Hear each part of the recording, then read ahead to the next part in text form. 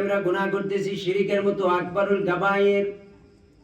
এরপরে আমরা যখন অসুখ বিসুখ হলে ঔষধের শরণাপন্ন হই, তখন আমরা ছোট্ট শিরিক এভাবেও করি।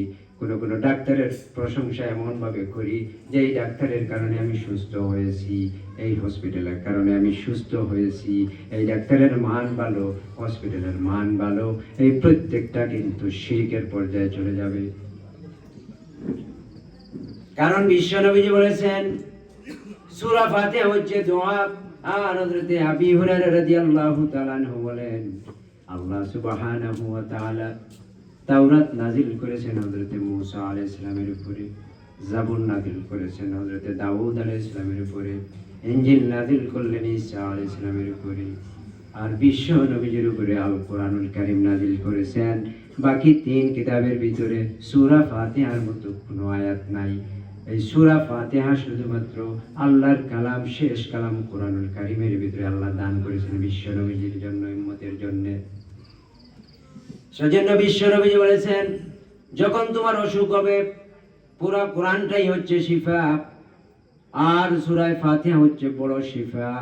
বান্দা যখন ওষুধ সেবন করবে, ওষুধ খাওয়ার পাশাপাশি যদি সূরা ফাতিহা একবার তিলাওয়াত করে, আল্লাহ সুবহানাহু ওয়া তাআলা সূরা ফাতিহার বদৌলতে ওই বান্দা যে উদ্দেশ্যে ওষুধ সেবন করবে তার রোগ আল্লাহ শিফা দিয়ে দিবেন। সুবহানাল্লাহ। এখানে ডাক্তারের কোনো ক্ষমতা নাই। ওয়া ইজা মারিদতু ফাহুয়া ইয়াশফি, যে রোগ দিয়েছেন আল্লাহ সুবহানাহু ওয়া তাআলা, শিফাও দিবেন তিনি।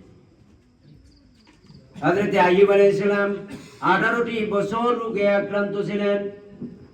সমস্ত শরীর পচে গেল, জিহ্বায় পোকা ধরল, সব চলে গেল, সন্তান চলে গেল, সমস্ত বিবিরা চলে, একজন কেবল বিবির সাথে ছিলেন, বাকি সব বিবিরা আর সন্তানেরা সবাই চলে গেল।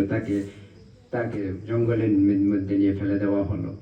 শুধুমাত্র বিবি রহিমা তিনি স্বামীর সঙ্গে ছিলেন, খেজমত করলেন।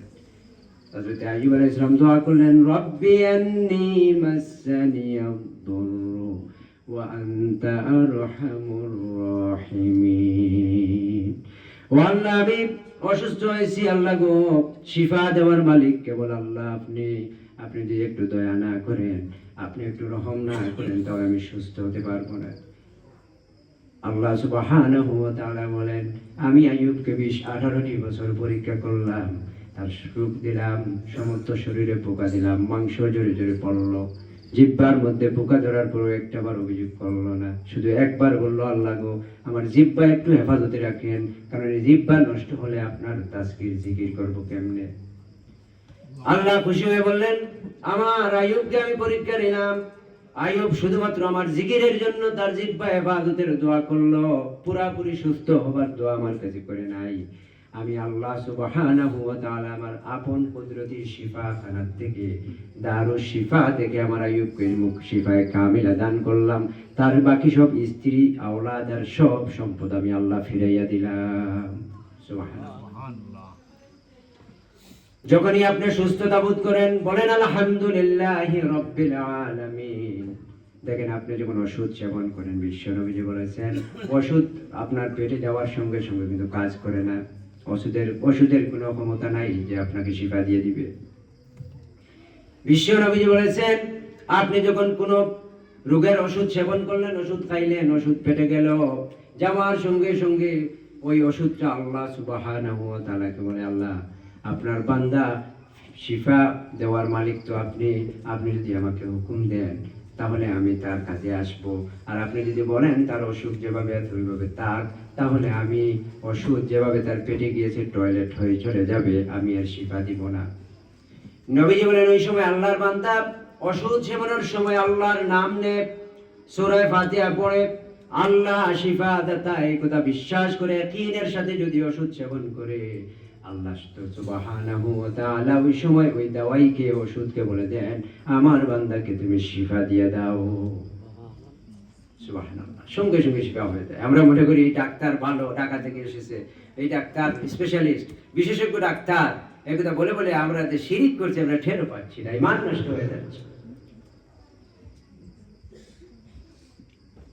হসপিটালের মান ভালো বলে শিরিক করছি। দেখেন, ইবনে সিনা হাসপাতালে যান, ওইখানের দেওয়ালে দেওয়ালে লেখা আছে, সৌদি আরবে যান, মিডল ইস্টের প্রত্যেকটা হাসপাতালে লেখা আছে ওয়াইজা মারিদতু ফাহুয়া ইয়াশফি। যে ডাক্তারেরা আপনাকে প্রেসক্রিপশন করে, প্রেসক্রাইব করে, স্লিপ লেখে, ওষুধ দেয়, ওই ডাক্তারেরা ওই আয়াত পড়তেছে আর প্রেসক্রিপশন লিখতেছে। ওরা নিজেরা বলতেছে আমরা আসলেই কিছু না, ওই ইবনে সিনার দেয়ালে দেখেন ওইখানে লিখে আছে ওই আয়াত। ওই আয়াত অর্থ হচ্ছে যে আল্লাহ রোগ দেন, ওই আল্লাহ শিফা দিবেন, রোগ দেওয়ার মালিক শুধুমাত্র আমার আল্লাহ, ঠিক না? এখন হসপিটালের মান ভালো বলে এমন প্রশংসা করলেন, প্রশংসা করে করে আপনি হয়তো সুস্থ হয়ে গেছেন, আপনি ধ্বংস হয়ে গেলেন, আপনি ঈমান নষ্ট হয়ে গেল। আল্লাহ বলছেন ওমা হুম বিমুমিনিন, এরা মুমিন না। সূরা বাকারার দ্বিতীয় রুকুর প্রথম অংশে আল্লাহ বলছেন ওমা হুম বিমুমিনিন, তুমি মুমিন না। কারণ তোমার ভিতরে শিরিক করতেছো আমি আল্লাহ বাদ দিয়ে। তোমাকে আমি বরাদ্দ রেখেছি বিবাহের 4 বছর পরে সন্তান দিব। বিবাহের 4 বছর, দেখেন 90 বছর বয়সে কাকে সন্তান? ইব্রাহিম আলাইহিস সালামকে সন্তান দিলেন, ইসমাঈল আলাইহিস সালাম। জাকারিয়া আলাইহিস সালামকে সন্তান দিলেন বুড়ো বয়সে। আল্লাহ বলেন ও কাযালিকা, আমি ইচ্ছা করলে যেই সময় ইচ্ছা হয় মরা গাছে ফল দিতে পারি, নিঃসন্তানীকে সন্তানী বানাতে পারি, আবার স্বাবলম্বী সুন্দরী মহিলাকেও আমি নাকিমা বানাতে পারি, অর্থাৎ নিঃসন্তানী বানাতে পারি। সন্তান দিব না, এটা আমার পরীক্ষা, তুমি ধৈর্য ধরো, কারণ দুনিয়ার জীবনটা তোমার পরীক্ষায় আমি ফেলেছি। সন্তান দিয়েও আমি পরীক্ষা করব, সন্তান না দিয়েও আমি তোমাকে পরীক্ষা করব। হযরত মা আয়েশা তো কোনো অভিযোগ করেন নাই, তিনিও তো নিঃসন্তানী ছিলেন। সেজন্য আল্লাহ সুবহানাহু ওয়া তাআলা তামাম পৃথিবীর মুসলমানদের আম্মা জান হলেন আয়েশা রাদিয়াল্লাহু তাআলা আনহা, উম্মাহাতুল মুমিনিন। আমাদের সকলের আম্মা জান হচ্ছেন আয়েশা রাদিয়াল্লাহু তাআলা। এখন একটু ধৈর্য ধরেন, আপনি আপনাকে আল্লাহ নিঃসন্তানী বানিয়ে পরীক্ষা নিচ্ছেন। আল্লাহ বলছেন কাউকে অর্থ দিয়ে পরীক্ষা করব, নিঃসন্তানী দিয়ে পরীক্ষা করব, বেমার দিয়ে পরীক্ষা করব। পরীক্ষার জায়গা দুনিয়া।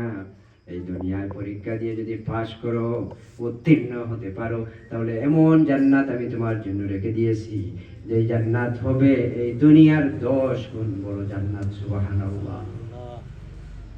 এই দুনিয়া যত বড়, 10 গুণ যত বড়, তত বড় দুনিয়া। আর জান্নাতের সবচেয়ে ছোট জান্নাত যেটা।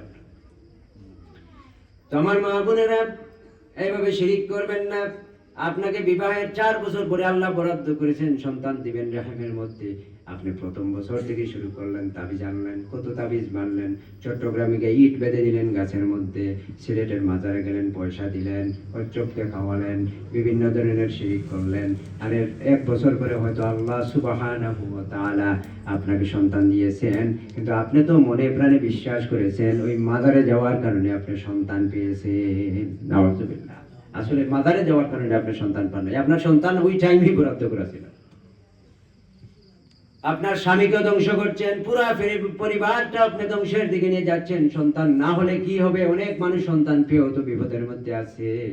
আপনি সন্তান পান নাই বলে আল্লাহর শুকরিয়া আদায় করেন। আল্লাহ যদি চান, জাকারিয়ার মতো, ইব্রাহিম আলাইহিস সালামের মতো বুড়ো বয়সেও আপনাকে সন্তান দিয়ে দিতে পারে। আর যদি না দেন, তাহলে ধৈর্য ধরুন, কারণ আল্লাহ তো বলেছেন আমি আকিমা বানাই, নিঃসন্তানী বানাই, এটা আমার দায়িত্ব।